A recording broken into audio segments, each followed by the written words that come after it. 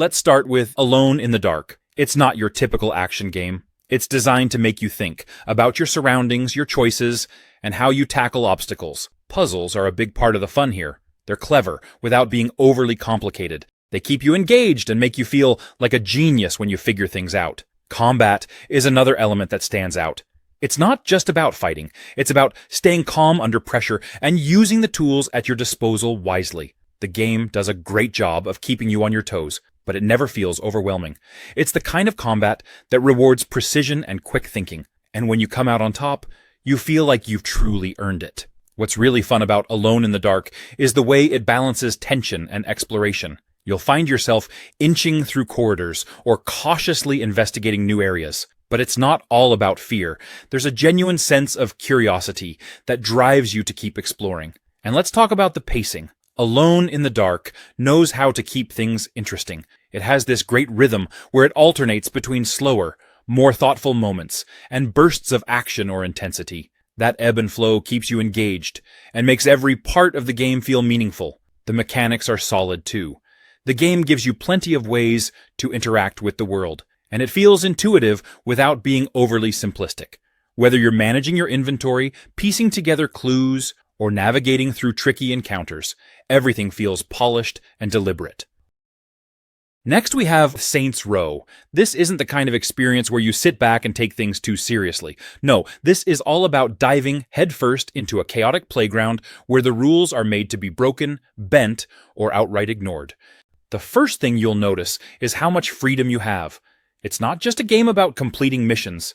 It's about how you do it. Do you go in with an arsenal of creative tools, causing as much mayhem as possible? Or do you try something completely off the wall just because you can? The game doesn't judge. It celebrates whatever ridiculous choices you make, and that's the beauty of it. Customization in Saints Row is a joy in itself. Whether it's your character, your vehicles, or even your weaponry, the game gives you the tools to express yourself in the most outrageous ways possible. Want to rock a look that screams chaos? Go for it. Need a ride that looks like it belongs in another dimension? You can do that too. The sky's the limit, and the game encourages you to embrace your wildest ideas. The gameplay is all about variety. One moment you're in a high-speed chase that feels like an action movie on steroids, and the next you're doing something so over the top that you'll have to pause just to laugh at the sheer absurdity. And the missions, they don't hold back. Each one feels like a new, overblown adventure designed to surprise you at every turn. Combat is where the game flexes its creativity. Sure, you've got your standard tools of destruction, but then there's everything else. It's not about what you use. It's about how much fun you have using it. Next we have Banisher's Ghosts of New Eden. This game really pulls you into a world that's part ghost story, part love story, and part monster hunting adventure. You play as Antea and Red, a couple who are banishers, which basically means they're pros at taking down evil spirits. It's not your typical ghost hunting job, though. These two have serious history, and it's super personal. One of the coolest aspects of Banishers is how it balances the intense action of fighting monsters and spirits with these heartfelt, emotional moments. There's this mix of love, sacrifice, and duty that drives the story, which just makes everything feel more meaningful. Every time you're making decisions, you're thinking not just about the mission, but about their relationship and what it could cost them. Now, the gameplay here is so satisfying. You get this combination of Red's physical combat abilities and Antea's spectral powers, and it's a blast figuring out how to use them together. Red has his classic warrior skills, swords, axes, all the brute force you'd expect. But then you add Antea's ghostly abilities, and it just changes the whole game. She can manipulate the spirit world, so you'll be phasing between realms, discovering hidden secrets, and using her powers to turn the tide in battle. The synergy between their abilities feels unique, and you really get the sense that you're not alone, even when things get intense. The story itself is gripping, especially if you're into supernatural mysteries and moral choices. The game gives you these big, tough decisions to make. Next we have Murdered Soul Suspect. Imagine a detective story mixed with supernatural elements, except this time you're the ghost solving your own murder. Pretty wild, right? So, the game drops you into the shoes of Ronan O'Connor, a detective with a bit of a checkered past who's seen it all, well, except his own death. Right from the start, you're thrown into this eerie setup. You've been killed, and now as a ghost, your mission is to figure out who did it and why. It's got this whole unfinished business angle going on, and I'll tell you, it's actually pretty engaging to play detective as a ghost. There's something super satisfying about piecing together clues from beyond the grave, and as you investigate, you start to unravel not just your own murder, but a bunch of other mysteries around the town. It's like being the ultimate fly on the wall, only, slightly more ghostly. One thing I really enjoyed is how you're not just wandering around aimlessly as a ghost. You've got this bag of ghostly tricks, and it's so fun to mess around with them. You can pass through walls, which opens up so many sneaky ways to explore. There's something so satisfying about just slipping through barriers and popping up in places you normally couldn't access. And you can even possess people and animals, yes, cats, to gather clues or get a closer look at what's going on. It's clever, and it makes you feel like a ghost detective, half paranormal, half investigator. There's no traditional combat here, which honestly feels refreshing. Next we have Ready or Not. It's one of those tactical shooters that really makes you rethink how you approach each mission. It's not your typical run-and-gun shooter. This game demands patience, strategy, and precision. It's intense, and every decision counts. Whether you're clearing a room or deciding how to breach a door, you're in charge of a SWAT team. And you're not just there to rack up kills. You're there to resolve situations as tactically and cleanly as possible. The AI in Ready or Not is no joke either. Enemies don't just mindlessly rush you. They react to your moves. Some will surrender, some will try to ambush you, and others will flat out surprise you with how they maneuver. It makes every encounter feel unpredictable, and that's where the game really shines. You have to read the room, use your tools like flashbangs or mirror cams, and adapt to whatever's thrown at you. One thing I love about the game is how it encourages you to think like a real SWAT team leader. It's not just about rushing in and shooting the bad guys.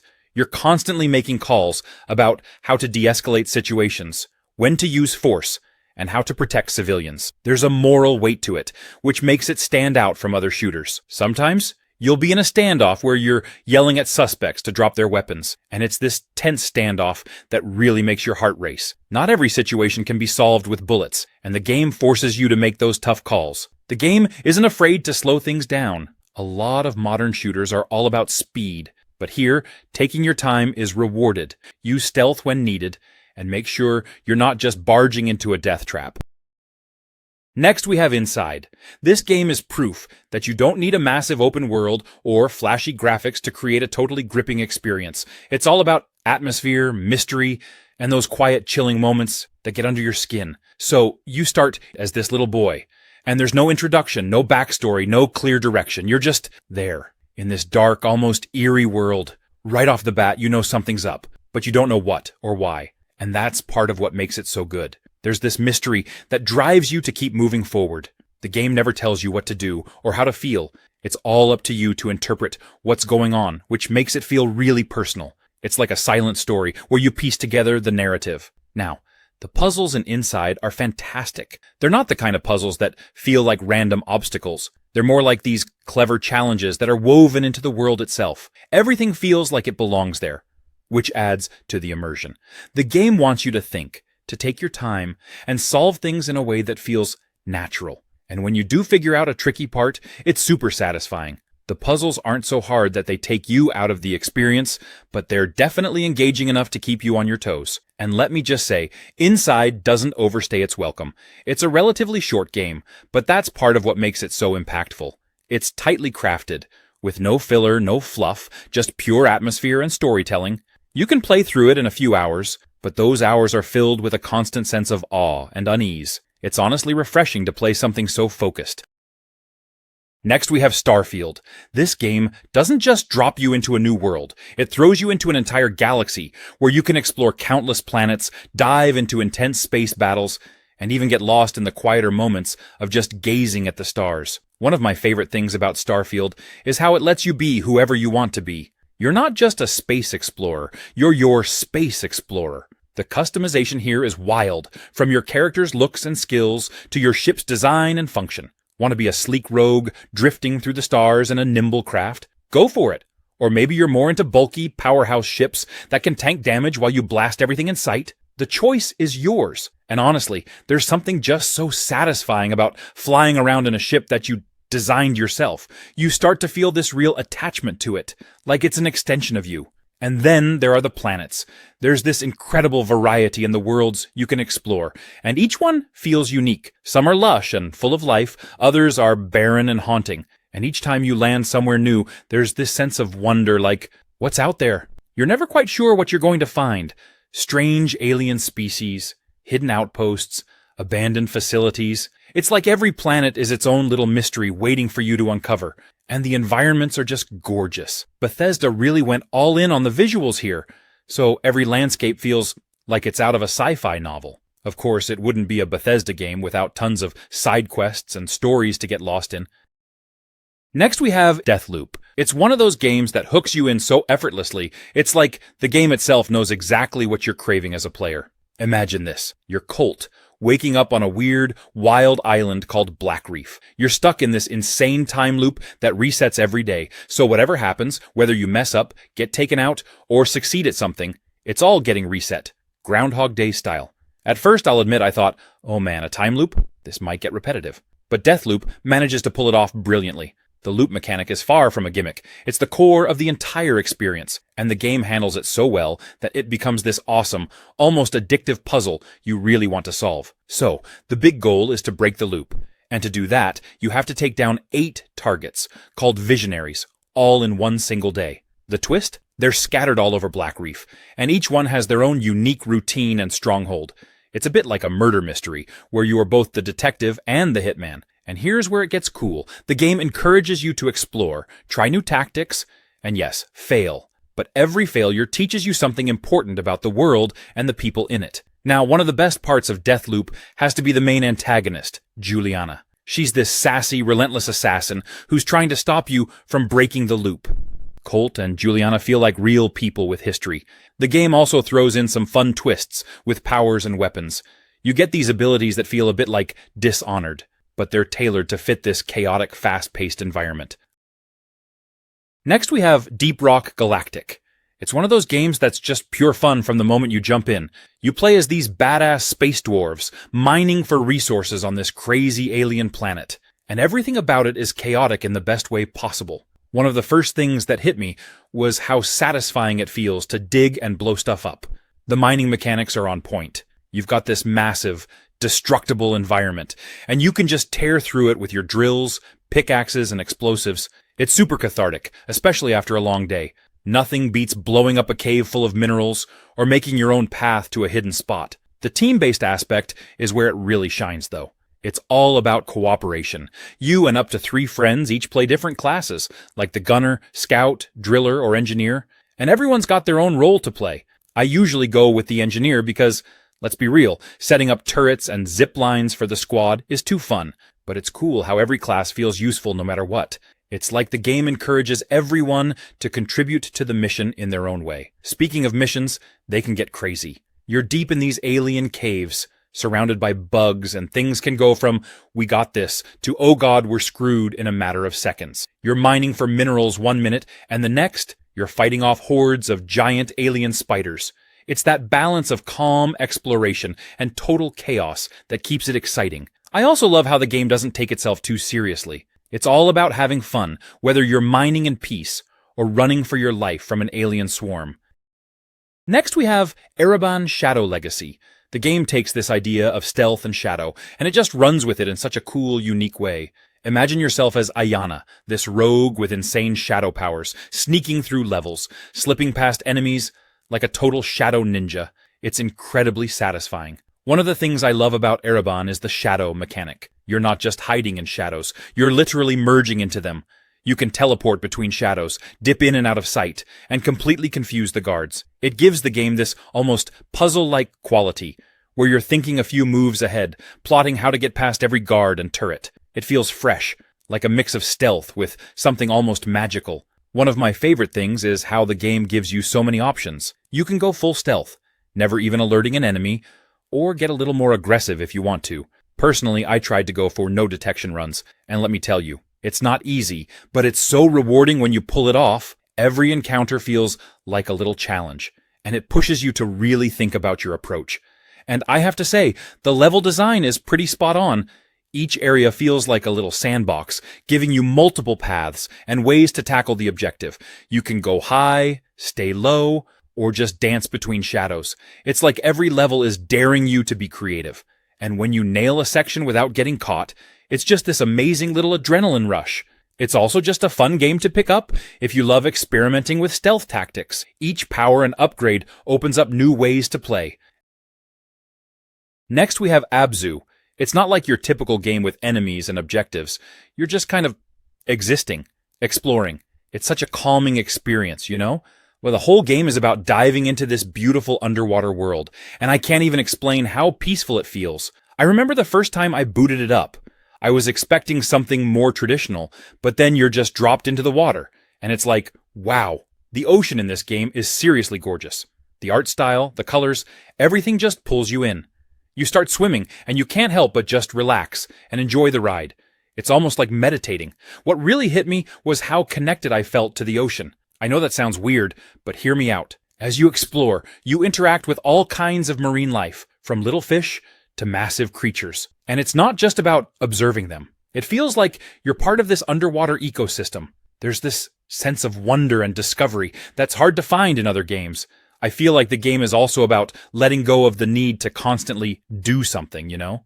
There's no rush, no time limit. It's just you, the ocean, and the journey. And honestly, that was refreshing. I usually play more intense games, but this game gave me this sense of calm that I didn't know I needed. There are moments where you'll be swimming, and something breathtaking happens. I don't want to spoil anything, but there are a few sequences that made me stop and say, wow. Like, it's one of those games where you'll pause just to take in the scenery. It's that beautiful. It's also not a super long game, but I think that's part of its charm. Next we have Ad Infinitum. It's a psychological horror game that takes you to some pretty dark places, but in a way that's absolutely fascinating. What's unique about Ad Infinitum is that it doesn't just rely on jump scares or cheap thrills. This game builds tension in a slow burn way that feels like it's crawling under your skin. Every corner you turn, every door you open, there's this constant feeling that something is lurking. The game really makes you feel like you're not alone, like the walls themselves are watching you. It's a level of immersion that's honestly hard to pull off, but Ad Infinitum nails it. Set against the backdrop of World War I, the game dives into some pretty intense themes, and it does so with a lot of respect and depth. It's not just about spooky monsters or things that go bump in the night. It's about the horrors of war and the toll it takes on the mind. The protagonist, a soldier haunted by his past, has these surreal and nightmarish visions, and you're right there with him, trying to make sense of what's real and what's not. And let me tell you, there's something deeply unsettling about a horror game that's rooted in real historical trauma. It makes the fear feel so much more personal. Just when you think you've got a handle on what's going on, the game throws you a curveball. You'll be exploring, thinking you're safe, and suddenly you're face to face with something that makes your heart skip a beat. It's not predictable, and that unpredictability keeps you glued to the screen. Next we have Styx Shards of Darkness. It's such a hidden gem when it comes to stealth games. Honestly, if you love sneaking around, outsmarting enemies, and pulling off clever heists, this game is right up your alley. What's cool is that you're not playing as your typical hero. Instead, you're this sarcastic, foul-mouthed goblin named Styx, and he's absolutely hilarious. One of the things that grabbed me right away was Styx himself. I mean, how often do you get to play as a goblin in a video game? And he's not your typical grumpy fantasy character either. Styx has this great sense of humor, breaking the fourth wall sometimes and just having a blast with the whole sneaky thief thing. I found myself laughing at his one-liners way more than I expected. The stealth mechanics are where this game really shines. You're constantly sneaking around, hiding in shadows, and using the environment to outsmart guards. It's not a game where you can just rush in, and that's what makes it so satisfying. You've got to think about every move, and when you pull off a perfect stealth takedown, or get past a bunch of guards without being spotted, it feels amazing. What I love, though, is how creative you can get with your tactics. Styx has all these abilities, like cloning himself or going invisible, and it really lets you play around with different strategies. I'd be sneaking through a heavily guarded area and use a clone to distract the guards while I slipped by unnoticed. It makes you feel like a genius when it works out. And the level design is just so good. The environments are big, with tons of verticality, hidden paths, and places to explore. It's almost like a playground for stealth. Next we have Numata. I went in thinking it was going to be your typical first-person horror experience, but it's so much more than that. The game has this incredible way of messing with your mind, and I love how it plays with psychological horror. Not just cheap jump scares. Don't get me wrong, there are definitely moments that'll make you jump, but it's the slow burn that really sticks with you. One thing I really appreciated, you're kind of left to figure things out on your own, which adds to the immersion. The puzzles are clever without being frustrating, and they're tied into the story in such a cool way. You're not just solving random puzzles for the sake of it. They're woven into the narrative, and they make you feel like you're uncovering more about what's really going on. And the story? It's super mysterious and keeps you guessing. I love that it's not immediately clear what's happening. There's this deeper, almost philosophical layer to it that kept me hooked. You start piecing things together as you go, and the more you learn, the creepier it gets. I remember getting to certain parts and being like, wait, what is going on? But in a good way, where it pushes you to keep exploring. The game also plays around with reality a lot, and I think that's one of its strongest points. There were moments where I wasn't sure if what I was seeing was real or if it was just in the character's head. It messes with your perception, which is perfect for a horror game.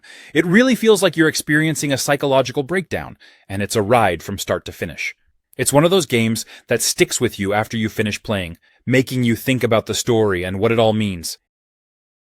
Next we have Metal Hellsinger. If you've ever wished Doom had more rhythm and a killer soundtrack that makes you want to headbang mid-game, you're in for a ride. First off, the concept is pure genius. It's a rhythm-based first-person shooter. Yeah, you heard me. Rhythm and shooting. You're in the middle of a demon-infested hellscape, blasting away with a shotgun or swinging some other deadly weapon, and you've got to time your attacks to the beat of this insane heavy metal music. Sounds chaotic? It absolutely is. But it's the good kind of chaos, the kind that makes you feel like a total rock star. Now, let me be honest, the first time I jumped into the game, I thought, I've played shooters before, this will be easy. Nope. The rhythm mechanic hit me like a brick wall. You can't just spam the fire button and hope for the best. You've got to listen, feel the beat, and sync your movements. It's kind of like dancing. If dancing involved destroying legions of demons with a flaming skull companion whispering ominous things in your ear. But when it clicks, oh man, it's euphoric. You're dodging attacks, timing your shots perfectly, and suddenly the music starts layering. The vocals kick in when you're hitting your groove, and it feels like the entire world is cheering you on. I caught myself grinning like a maniac more times than I'd like to admit. What I really appreciate about Metal Hellsinger is how it keeps you coming back. Even if you finish a level, you're going to want to replay it. Not just to get a better score, but because the gameplay loop is so addictive. It's like this perfect mix of challenge and reward. Next we have Layers of Fear. You know, if you're into psychological horror, this is one of those games that really stands out. I played it recently, and honestly, it's less about the typical jump scares and more about this creeping, unsettling tension that builds as you go through it. The atmosphere? It's pretty insane. Like, every room you enter feels like it's alive, and not in a good way. You'll be walking down a hallway, thinking everything's fine, and then the whole place shifts. It messes with your head in the best way possible. What I really appreciate is how it leans into the idea of being more of an interactive art piece than a traditional horror game. The whole thing centers around an artist, so the world you explore is very surreal. It's like the environment itself is having a mental breakdown along with you. And the way the story unfolds, it's subtle. You're not spoon-fed anything, so there's a lot of piecing things together, which I kind of loved. It's not the longest game, but that works to its advantage. It never overstays its welcome. You go through it at a good pace, and there are no filler moments. Every part of it feels intentional, which is refreshing. It's also one of those experiences where, when you finish, you kind of want to talk about it. Not just because you want to discuss the story, but because it feels like something you experienced, you know? It's immersive in that way. If I had to describe it, I'd say Layers of Fear is less about making you jump out of your seat and more about getting under your skin. It's the type of game that has this slow burn creepiness that builds over time. And if you're into narrative-driven games, this one is packed with lore. Next we have Solstice. The first thing that jumps out about Solstice is its characters. You play as Briar and her sister Lute, who aren't your usual duo. They're bonded together as a chimera, which gives them insane powers. It's such a cool concept because they're essentially two halves of one powerful warrior, each bringing something unique to the fight. Briar is the muscle, swinging around massive weapons and smashing enemies, while Lute is more like a ghostly support, casting spells and holding enemies back with her powers. Their connection gives the gameplay this awesome twist. It's not just about button mashing, but balancing the abilities of both sisters to pull off some crazy combos. Combat is one of Solstice's biggest highlights, hands down. It's fast-paced, fluid, and makes you feel like an absolute force of nature. There's this beautiful rhythm to it, where you're chaining together attacks and figuring out which enemies need Briar's brute strength, and which ones require a little finesse with Lute's support. It's challenging in the best way, because you have to constantly switch between the two sisters' abilities to keep up with the enemies that come at you. One of my favorite things about Solstice is that it's not just pure action all the time. There's a real depth to the story, and to the bond between Briar and Lute. The game actually digs into their relationship, and it's really touching how they work together and depend on each other. Their bond is what keeps them strong, and it adds a layer of heart to all the chaos around them. It's refreshing to have an action game that puts as much emphasis on characters as it does on combat. Next we have Empire of Ants. It's like stepping into the world of ants, but with the added bonus of strategy and exploration. You're an ant, and no, this isn't some quirky survival game where you dodge giant raindrops and birds. This is about building a full-blown ant empire. You're managing colonies, gathering resources, and battling threats, all while appreciating the surprisingly intricate lives of these tiny creatures. I'll admit I didn't expect to feel this invested in ant society, but here we are. The game does an amazing job of making you feel like a part of this mini-world. The environments are lush, detailed, and just stunning to look at. Everything is scaled to make you feel appropriately small, towering blades of grass, massive puddles, and terrifying predators that loom over your little army. The gameplay itself is a mix of strategy and resource management, but it's not overwhelming. You're tasked with expanding your colony, which means deciding where to send your workers, what to build, and when to defend your turf. It's one of those games where every decision matters, but it's also forgiving enough to let you learn as you go. I've had moments where I'm like, okay, I've got this, only to realize I didn't assign enough ants to foraging, and suddenly, everyone's hungry. Lesson learned. What I really love is how alive the colony feels. Every ant has a purpose. Some are gathering food, some are defending the nest, and others are just doing their ant thing. It's unique, engaging, and oddly addictive. Next we have Deliver Us the Moon. It's a narrative-driven sci-fi thriller that's all about saving humanity. The Earth is in trouble, resources are gone, and humanity is on the brink. So naturally, what do? We look to the stars, and in this case, the moon. You're tasked with uncovering the mystery of a lunar base that's gone dark and figuring out what happened to a mission that was supposed to save the planet. Sounds simple, right? But let me tell you, it's anything but. You'll be fixing systems, figuring out how to progress through different areas, and piecing together what happened. It's more about problem solving than combat, and honestly, that's refreshing. Not every game needs to have an explosion every 5 minutes to keep you hooked. One thing I love is how interactive everything feels. You're not just running through corridors or pressing buttons at random. You're actually operating machinery, aligning satellites, and repairing systems in ways that feel grounded and realistic. It's immersive, and it keeps you engaged from start to finish. The game also does an amazing job of making you feel the stakes. Sure, it's set in space, but the issues it tackles, climate change, resource depletion, and humanity's survival, feel incredibly relevant. It's not just a game about saving the moon or even saving humanity. It's about making you think about how we got to this point and what we can do to prevent it. Another great thing? It's not overly long. You can experience the entire journey in a handful of hours, which means it doesn't overstay its welcome. It's a tightly crafted experience that respects your time. Next, we have What Remains of Edith Finch. If you've never heard of this game, let me tell you, this isn't your typical video game. It's not about shooting enemies, leveling up, or saving the world. Instead, it's an exploration of life, memories, and the extraordinary in the everyday. Here's the deal. The game puts you in the shoes of Edith Finch, and she's on a journey to explore her old family home. And as you wander through this strange, sprawling mansion, you uncover stories about the Finch family, their lives, and, well, let's just say some fascinating truths about them. What makes What Remains of Edith Finch special is how it tells its stories. This game doesn't just tell you things. It lets you experience them. Each story you encounter plays out in an entirely different way, with gameplay that constantly surprises you. You might go from doing something totally grounded and relatable to something whimsical and surreal, and it all flows together so naturally that you're constantly caught off guard in the best way possible. And honestly, I think that's the beauty of this game. It's like a collection of short stories, each one distinct yet connected. You're not just playing.